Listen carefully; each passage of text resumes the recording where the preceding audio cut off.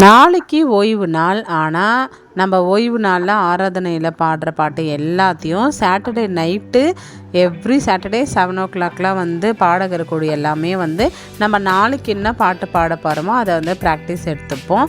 அது மாதிரி தான் இன்றைக்கி போகிற டைமில் எப்போவுமே ரெகுலராக ஃபாலோ பண்ணுறவங்களுக்கு தெரிஞ்சிருக்கும். எதுக்குமே சீக்கிரமாக போயிடணும்னு சொல்லிட்டு காலையிலேருந்து குழந்தைங்க கூட இல்லை, செங்கல்பட்டு போயிட்டாங்க. அவரும் இல்லை, நானும் அத்தையும் மட்டும்தான். எல்லா வேலையும் முடிச்சுட்டு ரெடியாக இருந்தால் மீன் வாங்கி 7 மணிக்கு என் கையில் கொடுக்குறாரு. கொஞ்சம் வறுத்துட்டு கொஞ்சம் குழம்பு வச்சுருன்ட்டு வறுக்கிறதுக்கு மசாலா போட்டு க்ளீன் பண்ணி ஃப்ரிட்ஜில் வச்சுட்டு குழம்பு மட்டும் வச்சுட்டு நான் வந்து போனேன். எனக்காக லேட் ஆகிடுச்சு. அதுக்கப்புறம் போயிட்டு அக்கா சாரிக்கா லேட்டாக வந்ததுக்கு அப்படி சொல்லிட்டு நாங்கள் பாட ஸ்டார்ட் பண்ணிட்டோம். எனக்கெலாம் வந்து சர்ச்சு முடிச்சுட்டு நம்ம வரும்போது இல்லை எங்கன்னா போயிட்டு வரும்போது அந்த மீன் எடுத்து வறுத்து வச்சுருந்தா நல்லா இருந்திருக்கும் இல்லைன்னு. ஆனால் இது வரைக்கும் 16 வருஷமாக அது மாதிரி நடக்கலை. இனிமேவும் அது மாதிரி நடக்க வாய்ப்பே கிடையாது. நம்ம பார்ட்னர்லாம் வந்து எப்படின்னு பார்த்திங்கன்னா, சீக்கிரம் வா, டைம் ஆயிடுச்சு, சாப்பிட வேணாமா, மீன் வறுக்கலையா, அப்படி தான் கேட்டு பழக்கம். ஐயோ எங்கேயோ ப்ராக்டிஸ் போய்க்கிறாங்களே, எங்கேயோ வெளில போய்க்கிறாளே, வறுத்து வைப்போம். அதெல்லாம் வாய்ப்பே கிடையாது.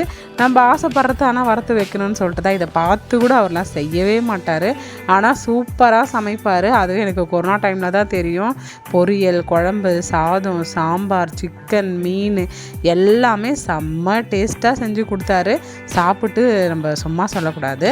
அதுக்கப்புறம் வந்து பார்த்திங்கன்னா ப்ராக்டிஸ் முடிச்சுட்டு வீட்டுக்கு வந்து வறுத்துட்டு மோஸ்ட்லி நாங்கள் வந்து இங்கே தான் சாப்பிடுவோமே. நாங்கள் 4 பேருமே கரெக்டாக. அத்தை வந்து ஹாலில் அவங்களுக்கு கொடுத்துருவோம், அவங்க அங்கே தான் இருப்பாங்க. அதுக்கப்புறம் அவங்க ரூமில் இருப்பாங்க. சாப்பிடும் போது அவங்களுக்கு தனியாக போட்டு கொடுத்துட்டு நாங்கள் 4 பேருமே பெட்ரூமில் கீழே உட்காந்து தான் சாப்பிடுவோம். சில டைமில் நாங்கள் 3 பேர் மேலே உட்காந்துப்போம், அவர் மட்டும் கீழே உட்காந்துப்பார். அப்படியே பழகிடுச்சு. இந்த டைனிங் டேபிள்லாம் எதுக்கு தான் வாங்கினோன்னே தெரியாது. யாருன்னா கெஸ்ட்டு வந்தால் மட்டும்தான் அதில் சாப்பிடுவாங்க. குழந்தைங்களும் சரி, நானும் சரி. இதுதான் ஒன்லி கிச்சனில் சமைக்கும் போது அப்படியே கீழே 4 பேரும் லைனாக உட்காந்துப்பாங்க. கிச்சன் இல்லைன்னா இங்கே பெட்ரூமில் கதவு சாத்திட்டு, ஏன்னா அந்த பூனைங்க தொல்லை தாங்க முடியாது, அதனால் கதவு சாத்திட்டு அதுக்கப்புறம் இருக்கிற எலும்பு, சாதம், பசங்க வச்சது அது எல்லாத்தையும் பிசைஞ்சு எங்கள் வீட்டுக்காருக்கு அதே வேலை தான் எடுத்துன்னு போய் கொடுத்துடுவார். பெட்ரூம் ஸ்டோரி டைம் அதெல்லாம் கிடையாது நம்ம வீட்டில். பிளஸ்ஸி வந்து சாப்பிடும் போது இன்றைக்கி ஃபுல்லாக செங்கல்பட்டு போன கதை, வந்த கதை எல்லாத்தையும் சொல்லிருந்துச்சு. கடைசியாக அவங்க அப்பா அமைதியார் முதல்ல சாப்பிட்டு முடி, சும்மா எல்லாத்தெல்லாம் பேசினுக்கிற அப்படின்னு சொன்னது தான் மிச்சம். ஆனாலும் வந்து அம்மா அந்த ஆண்டி இப்படி டான்ஸ் ஆனாங்க, இவங்க இப்படி பேசினாங்க, அப்படி பேசினாங்க, பிஷப் வந்தார், ஐயர் வந்தார், ஒரே கதை தான்.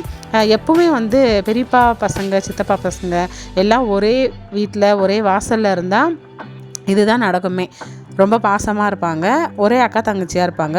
ஏஞ்சல் இவங்களை பார்க்காம தூங்க மாட்டாங்க.